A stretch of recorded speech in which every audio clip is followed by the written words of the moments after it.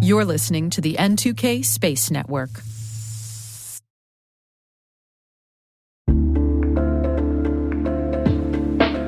And now, a word from our sponsor, SpyCloud, the cybercrime analytics leader. SpyCloud disrupts cybercrime by telling you what criminals know about your business and your customers, so you can take action to prevent ransomware, session hijacking, account takeover, and online fraud. SpyCloud constantly recaptures and analyzes new data from the criminal underground, including credentials, session cookies, and PII siphoned from malware-infected devices. With knowledge of the specific exposed data criminals have in hand from InfoStealer malware on managed and unmanaged devices, security teams can respond with a more efficient and effective process called post-infection remediation that fits seamlessly into existing incident response frameworks. Get SpyCloud's post-infection remediation guide outlining the 7 steps for preventing a malware infection from becoming a full-blown ransomware incident. Visit spycloud.com/cyberwire. That's spycloud.com/cyberwire. And we thank SpyCloud for sponsoring our show.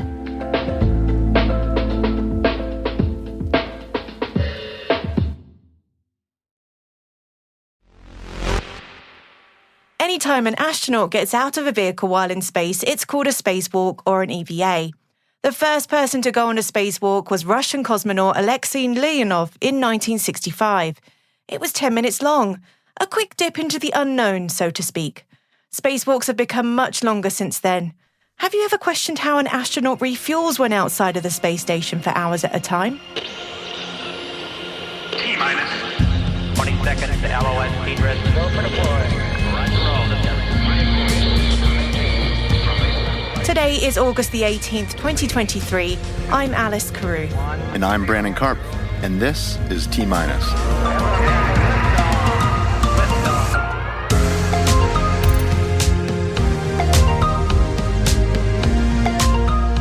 Axiom and GU Energy Labs partner on astronaut fuel. iQPS contracts with Rocket Lab to launch its Earth observation satellite. Sierra Space has been awarded over $22 million by the Department of Defense to mature its new VORTEX engine. And our guest today is Skyrora's Head of Business Operations, Derek Harris. So stay with us for that.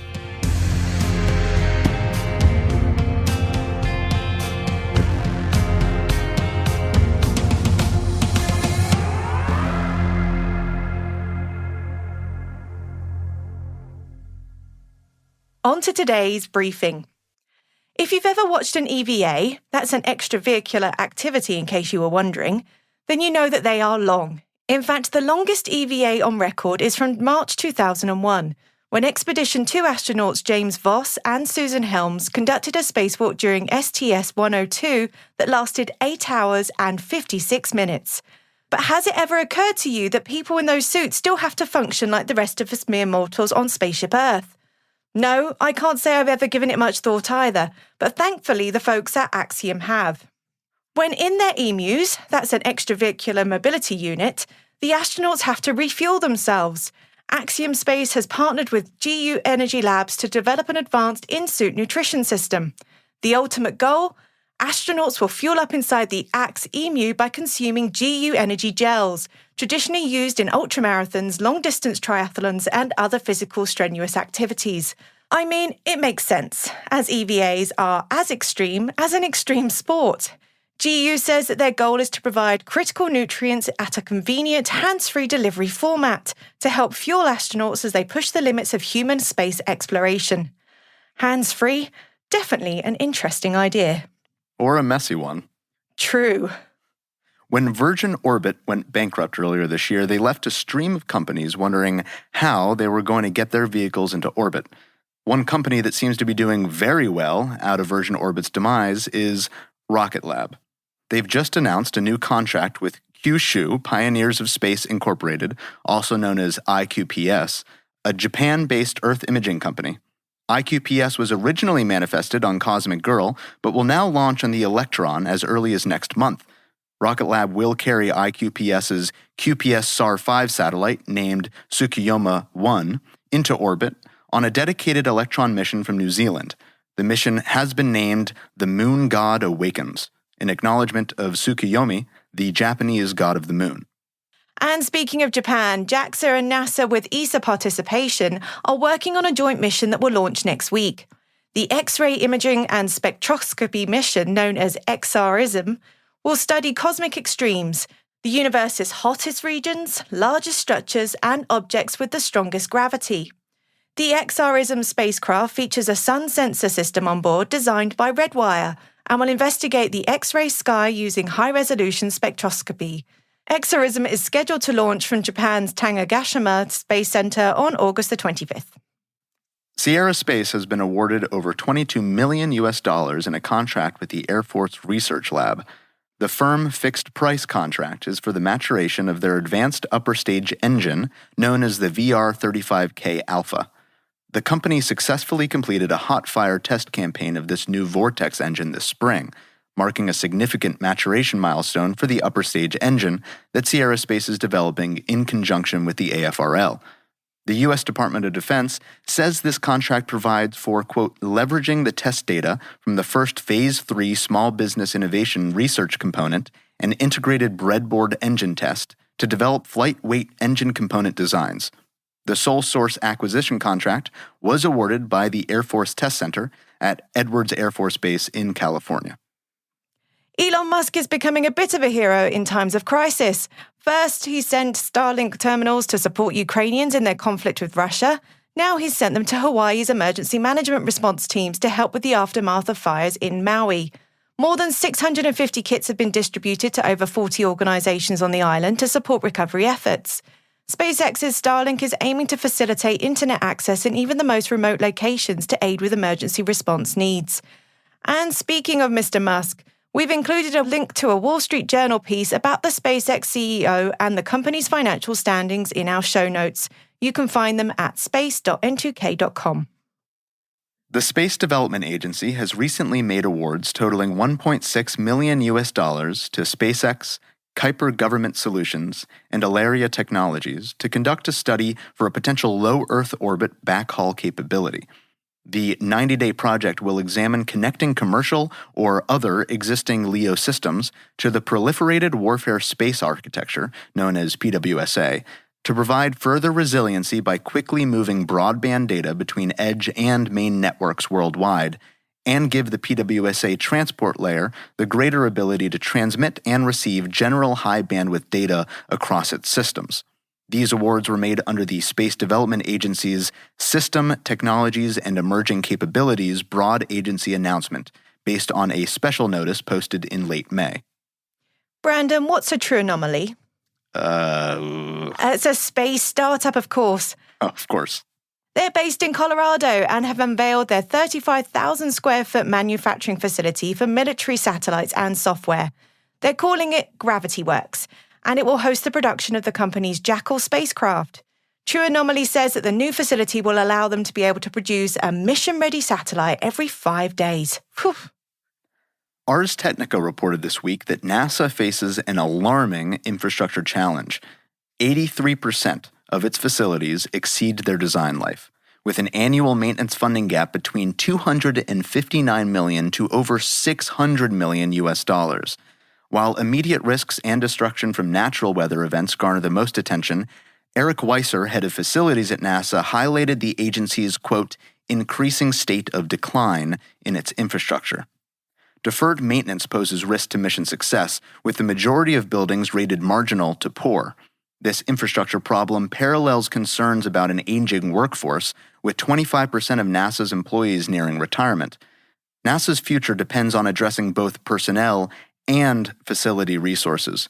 To bring it home on a personal note, anyone who has worked for Uncle Sam should not be particularly surprised by this revelation. During my years in the Navy, I worked and lived in some pretty decrepit facilities. An ounce of preventative maintenance is worth a pound of cure, but that sort of investment always takes a backseat to current operations. It's a sad truth, but for the past 30 to 40 years, the government hasn't had the foresight to invest in long-term infrastructure projects. If I can editorialize for a second, that needs to change. NASA's officials confirmed that Artemis 4, set for a 2028 launch, will be NASA's first mission to use the moon-orbiting Gateway space station. While initial elements of the Gateway are launching before Artemis 3 in 2025 and 2026, it won't be operational until Artemis 4. Gateway, smaller than the ISS, will house 4 astronauts for up to 90 days and operate autonomously for 3 years.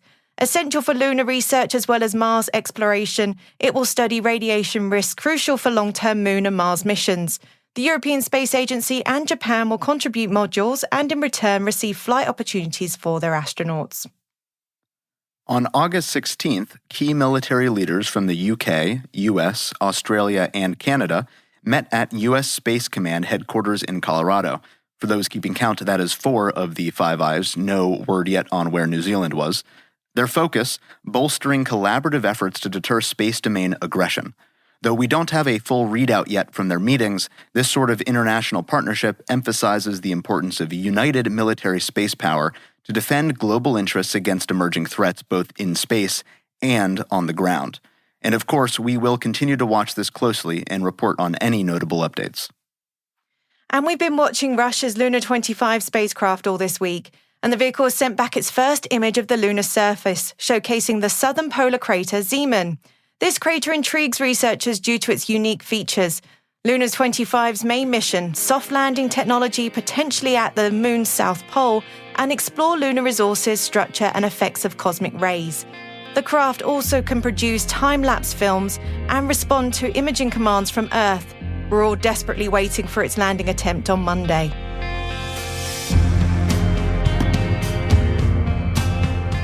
And that concludes our briefing for today. But you can find links to all of the stories we've covered in our show notes, and we've included a few extra for you as well. There's one on a new launch license for High Impulse from Scotland's Saxavord Spaceport, a great piece from friend of the pod and previous guest Namrata Goswami on the lunar race between Russia and India, and finally one on revolutionizing space traffic management in Africa. And hey, T-Minus crew, we do have a new survey out. It's one big important question. What new feature do you think we should work on next? The link is at the top of the show notes, and we'd greatly appreciate your feedback. And as always, you can also email us at space@n2k.com. Thanks, crew. And tune in tomorrow for T-Minus Deep Space, our show for extended interviews, special editions, and deep dives with some of the most influential professionals in the space industry. Tomorrow we have Derek Harris talking about Skyrora Space. Check it out while you're mowing the lawn, grocery shopping, folding laundry, or driving your kids to the game. You don't want to miss it.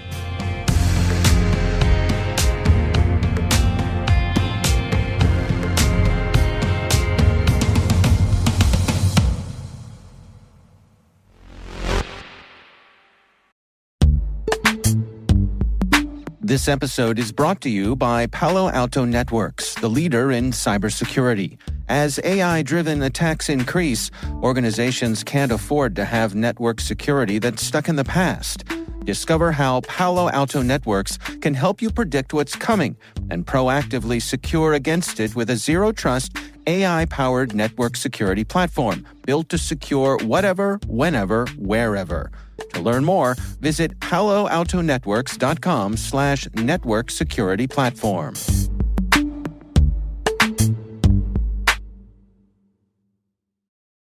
Our guest today is Skyrora's Head of Business Operations, Derek Harris. I started off by asking Derek about how Skyrora was started. We started roughly about 6 years ago, and we are a small launch company. So we are looking to launch small satellites up to 315 kilograms into low Earth orbits for sun-synchronous and polar from Scotland. I've now been with the company coming on 6 years. When we started out, there was 4 or 5 of us in a room. And it was basically building up departments. So to start with, highlighting who we wanted to help with their engines, who we wanted to build. So the bringing in of Dr. J.J. Marlowe from Kingston University. He was a professor down there. We've brought him in to head up our engineering here. We brought in talent from Dnipro in the Ukraine.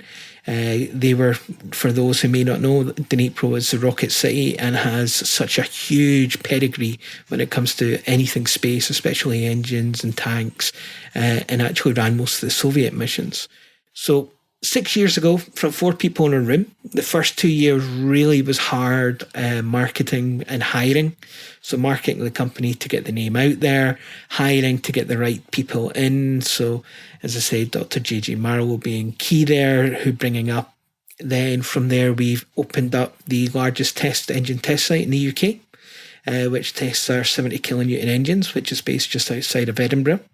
We now have our production facility out in Cumbernauld, which is roughly about 55,000 square feet, which even at that, it's a large piece of real estate, but it's still a little bit too small for where we want to get to. But small steps to get to where we need to be. We've got a bunch of suite of small vehicles which people may not know. So we started off with what was called Skylark Nano, roughly about a 2 metre tall, which are similar to the rockets that you may see in and about local competitions. We went to Skylark Micro, which we launched from Iceland, which are similar, about 4 metres in tall. We have Sky High, which is a hybrid, which is still currently on pause, so we can find somewhere to do it. And then we had Skylark L, which is our second largest. So at 11 metres long, that was what we launched attempt from Iceland last year in October. And I have to say, managing to get a launch attempt out of Iceland, almost a mile or two south of the Arctic Circle in October, I can't say how well the team did to do that. So that brings us on to our next SKL launch, which we're hoping to be within the next few months, to beginning of Q2 next year, and then obviously on to the main launch facility in the XL vehicle. How much have you had to do to help make sure that the process is ready for you to be able to launch out of the UK? Because the UK is not new to space. It's been one of the largest satellite suppliers for a long time, but launch is certainly a new process that's come over to the country. Certainly. Well, it is a new process, but it's also an archaic one. The UK actually did have a launch program back in the 1950s and 60s. So those rocketry experts out there will be sort of citing the Blue Streak, Black Knight projects, and of course Black Arrow for that, which flew from Woomera in 1971 for the Prospero mission. But after that, what wasn't well known to probably younger people in the generations is it was cancelled. To being a spacefaring nation and then to scrap it, we are the only country to do that, which is just unbelievable. Imagine taking all that data, throwing it in a skip and setting it on fire and having to start from scratch. That's really what happened. Thankfully, there are some documents that survived due to some of the engineers. Engineers don't like to get rid of their work so easily, so when we brought Black Arrow back from Australia, we donated that and some of the paperwork to the Farnborough Air and Space Transportation Museum, so please go and see it down there. But that's been a big, big thing. In 6 years, it's been very, very progressive and a lot of help on all sides. So when I say help, I mean discussions back and forward with the spaceport and ourselves over requirements, the normal things you would expect from a launch company in a spaceport. But it goes deeper than that. It goes down to health and safety. It goes down to government and regulations. And even goes down, the biggest one for us, I would say, is the environmental aspect for the launch site. So I know there was huge amount of interaction with the public around us to make sure that Scotland is a very beautiful country and we want to remain that way, but we also want to be a space nation. So every single part of the journey has had that interaction, whether it be with the local community, whether it be with nature, Historic Scotland, governmental levels. So there's been a huge amount of conversations over the last sort of 6 years from launchers, from launch sites, insurance companies, government ministers. It's been a long journey, and we're hopefully going to come to the fruition in the very near future. So obviously the UK held its first space launch back in January of this year, which was a horizontal launch, slightly different to what you guys are going to do.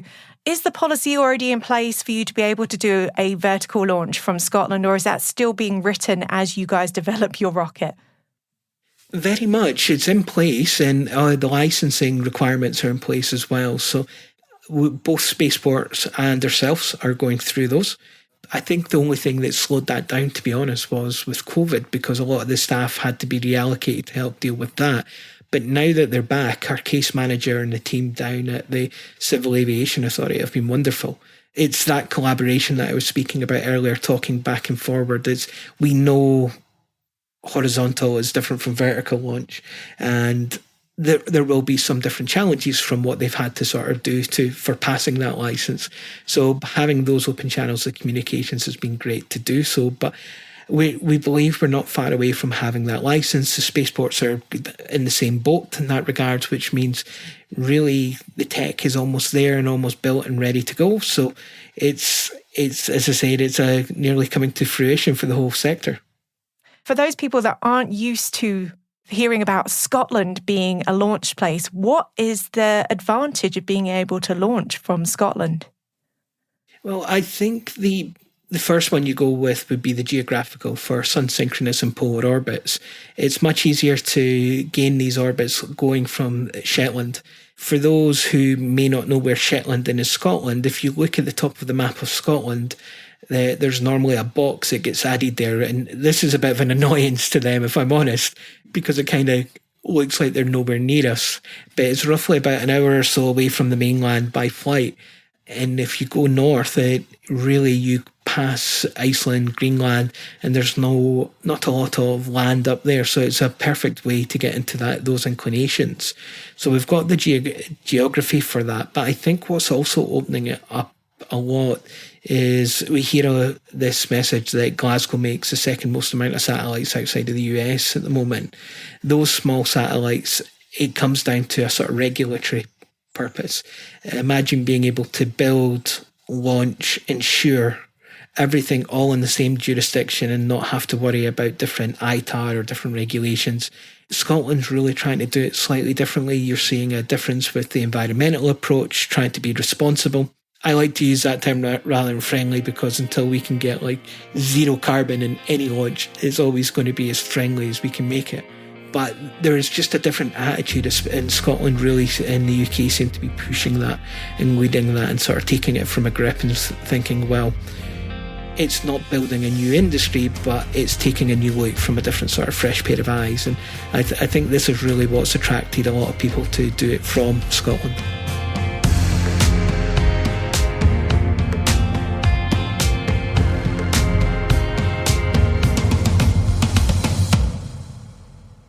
We'll be right back.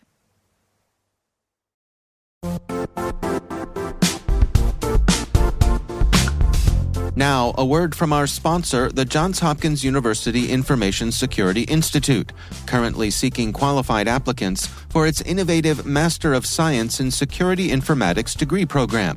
Study alongside world-class interdisciplinary experts and gain unparalleled educational, research, and professional experience in information security and assurance. Interested U.S. citizens should consider the National Science Foundation's CyberCore Scholarship for Service program, which covers tuition and a $6,000 annual professional development allowance, as well as providing a $37,000 additional annual stipend. Apply for the scholarship and the fall semester by March 1st.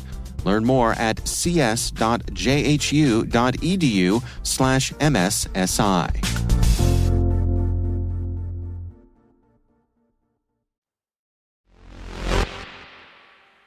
Welcome back. According to space weather experts, we should be bracing ourselves for a storm. No, we're not talking about NASA's tropics warning us of a hurricane, although that's bound to happen sooner than we would like. We're talking about solar storms. It's been blamed for anomalies with satellites causing them to deorbit ahead of plan, and one weather watcher is telling us to prepare for an X-class solar flare eruption that may cause more radio blackouts. I say more because it's already happened this month. A powerful solar flare disrupted radio and navigation signals across North America on August the 7th. But what does that all mean? Well, radiation from the flares interacts with particles in the Earth's ionosphere, the region of the atmosphere at altitudes between 50 and 400 miles, and it supercharges them. These charges then affect radio and satellite signals that pass through the region. The storm has been caused by a new sunspot that has entered the Earth-facing side of the sun, and experts are saying that it appears to be crackling with solar flares. Be warned, the gas giant is not happy.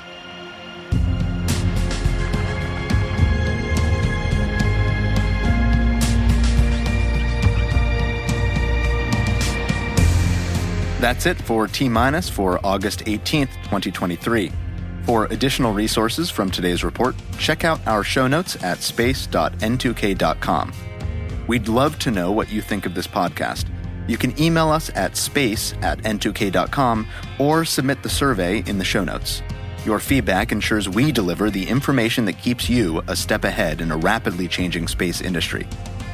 We're privileged that N2K and podcasts like T- are part of the daily routine of many of the most influential leaders and operators in the public and private sector, from the Fortune 500 to many of the world's preeminent intelligence and law enforcement agencies. N2K Strategic Workforce Intelligence optimizes the value of your biggest investment, your people. We make you smarter about your team while making your team smarter.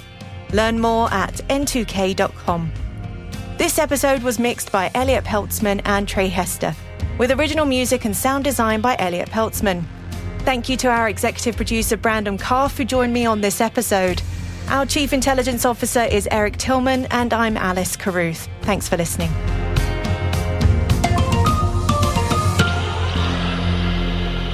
T-.